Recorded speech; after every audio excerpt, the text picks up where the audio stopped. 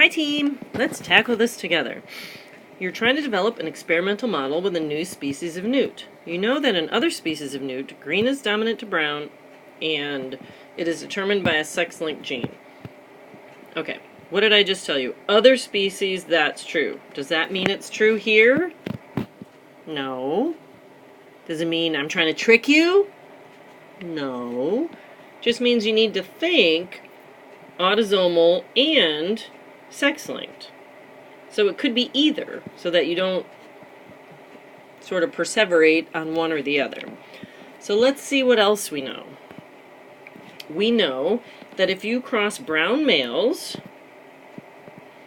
to green females and see that their progeny, their offspring, there are males that are brown and males that are green, there are females that are brown and females that are green. What do you think this means? Whenever we talked about sex linkage, there was always one sex, usually the males, that tended to be all one type of trait, right? Because they don't have that second allele. So this is a little suspicious. But let's keep reading. Okay, so if we cross these guys, males and females, we get some of each. Browns and greens, males and females. Then sometimes when we cross brown males to green females, half the progeny are brown, regardless of sex, and half are green. Again, if it has nothing to do with sex, it's unlikely to be X-linked. So that also makes us think a little bit more along the lines of autosomal. So let's keep that down here. Autosomal or not sex-linked. Okay, what else? Other crosses of brown males to green females results in all brown. What the heck is going on? So brown males to green females, or brown to green, results in all brown. What does that tell you?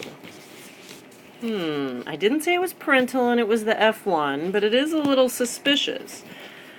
So what do? We start a little trial and error. Trial and error. So some of these questions on the exam are going to take time. So any of the ones that are the easy monohybrid cross, things you should just have memorized, you don't want to waste any precious time on. You want those memorized. Snap, snap, snap, snap. So that you have extra time for questions like this. Okay, let's get back to it. Let's just start with, let's ignore the difficult crap. So let's ignore all of this.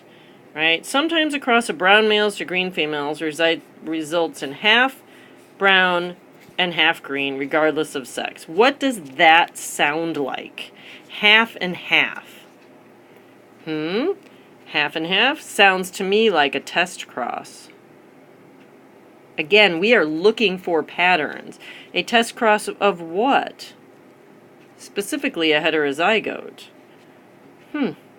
Interesting. So, if we go with that, and we go big G times little g, and we don't automatically have it memorized, and we don't want to mess it up, we're going to give ourselves a little Punnett square, and we get half and half. At this point, we don't know which half is which, right? We said crosses of brown males to green females results in half being brown, half being green. So if we don't know which one's dominant, we were told up here green's dominant to brown in another species, but that could just be BS, right? Doesn't mean it's in our species. Who knows? But we do see half and half. So at least we fit that part. It could be this half is brown and this half is green, or this half is brown and this half is green, right? Because all we know is one parent, right? If brown's dominant, is this guy. If green's dominant, it's this guy.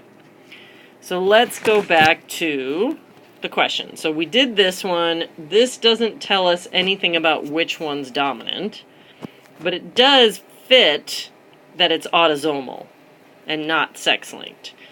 We could play some games with sex-linked and draw out some Punnett squares, but let's just hold on to that for a second. We might not need to do it. We don't want to waste time doing that if we don't have to. Other crosses of brown males to green females results in all brown. So we have to take a stab at it. If we go with green being dominant, like in the other species, which we can, then this one would be the green and this would be the brown.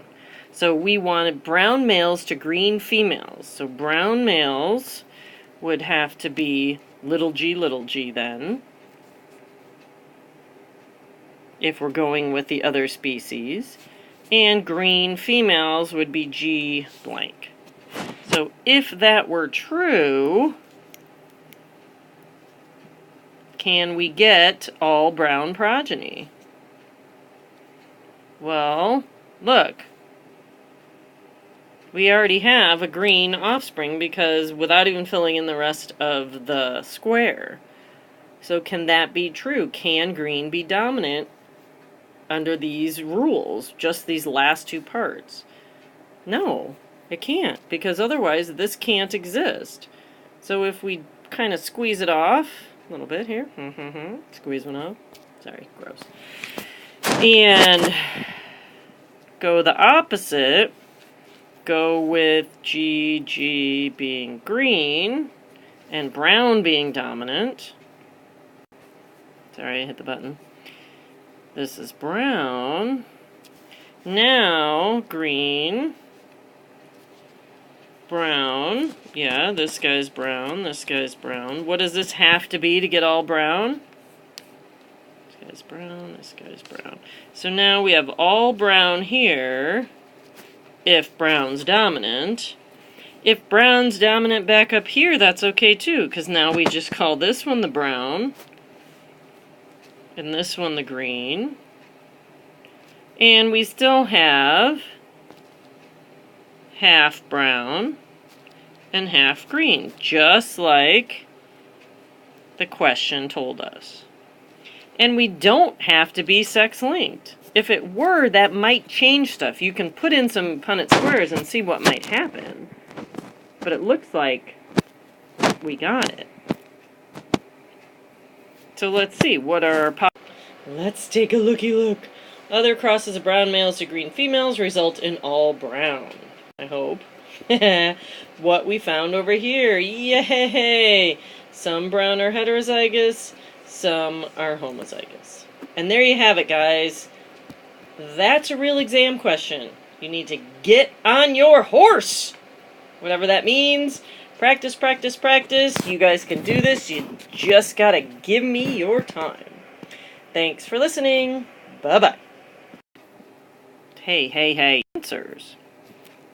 The trait is autosomal, and some brown males are heterozygous, and others are homozygous. Okay, guys, so what I'd go with for the answer would be A. And then I think, if I had time, to go back and test out some X linkage, because we know this is just kind of BS. Sex limited, that would mean something would change between the males and the females, and there was nothing about that in this question.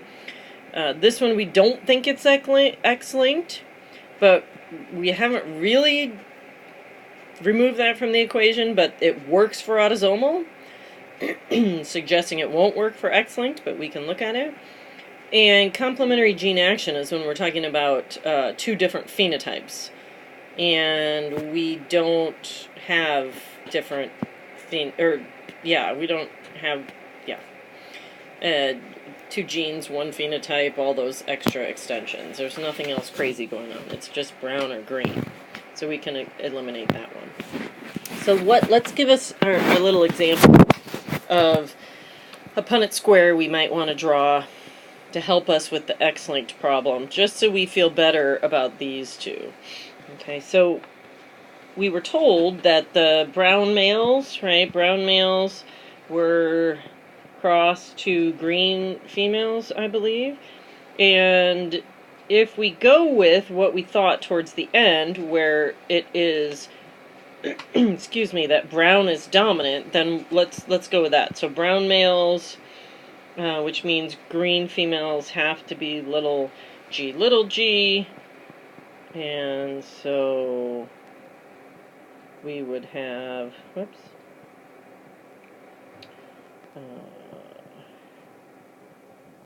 these offspring. And we were told when brown males were crossed to green females, we had a little bit of everything. And if you see here, we don't have a little bit of everything. These would be brown females, and these would be green males. But we were told we had brown and green males, brown and green females, which means this pretty much doesn't work. Okay, well, let's just pretend then that brown's recessive and green's dominant. And then in order to get a little of everything, we're going to have to guess heterozygous. Otherwise, right, if they're homozygous, that just is crazy. You can draw your own Punnett square to check that out. And okay, so if this one were brown and this were green,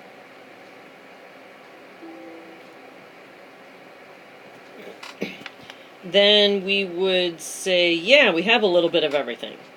Okay, so that does work. So this X-linked with the males being brown and recessive works. But so that pretty much eliminates this. Right? And so we're left with this. But then, if that's true, we still have to abide by the last part of the question, which was brown males to green females gives us all brown? Hang on. Can we make that work if brown is recessive? No. The only other possibility is the green is a capital G up there, so this is the only other possibility aside from the setup. Oops. Gosh dang it. I already screwed up. Right, that's the only other possibility, keeping brown recessive. And what does this give us? All green, not all brown. Yes, yes, get it? See it? You need to watch it again? Watch it again. But these guys are all green. According to the question, they have to be all brown. So even though this works, this doesn't. Right? So if a trait is what it is, it has to be that way the whole time. It can't sometimes be dominant and sometimes be recessive. So it doesn't follow at all being X-linked. Just doesn't work. So that means the only question the answer could be is autosomal, and some brown males are heterozygous and others are homozygous. And that's exactly